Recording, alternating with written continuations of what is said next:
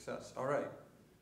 So I'm going to start off by saying that whoever was here last night, I regret to inform you that the speaker, Christopher Semmel, will not be in attendance. I'm here in proxy for him. I'm Christopher Semmel, no relation.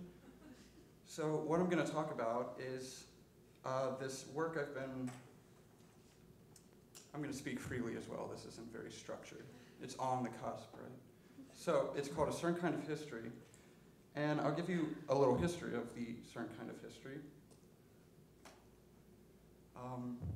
The way I deal with my family and everything we go through is I usually do kind of more of a documentary approach, and that will be photographing my brother, and my mother kind of skirts in and out of that series. My dad is very elusive in wanting to be part of that series for obvious reasons. It's not a happy series.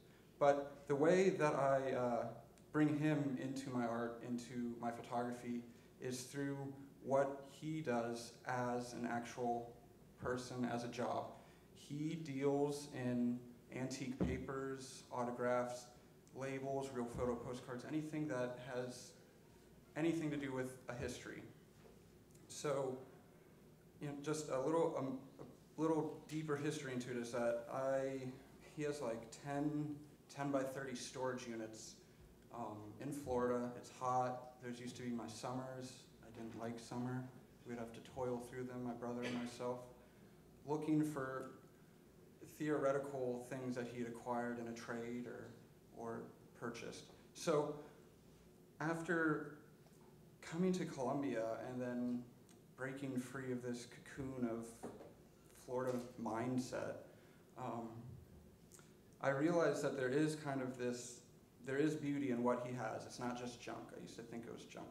But there's something more to it. There's this incredibly interesting aspect to what he does. He will acquire these peculiar objects stated to be a part of history. And so through trades and just seeking these things out, he will get these pieces of history. So what you see right now, a jacket worn by Jack Ruby, who shot and killed Lee Harvey Oswald.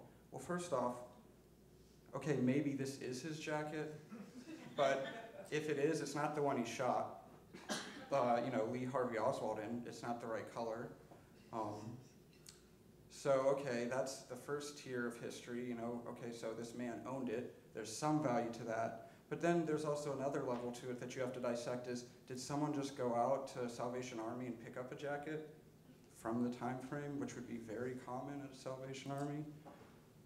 That's another part. That's the second level, a second tier that you can be removed from history.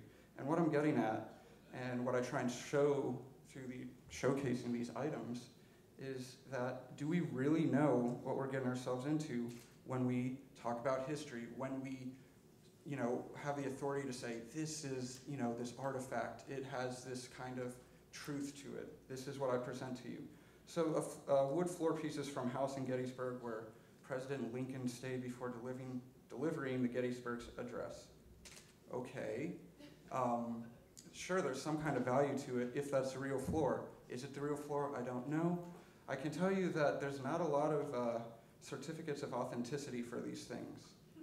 But you know what? There's still value to it. My dad still collects these things in the hope that someone will buy it. There are people who are fanatical about collecting things. They want something to do with NASA. Here you go.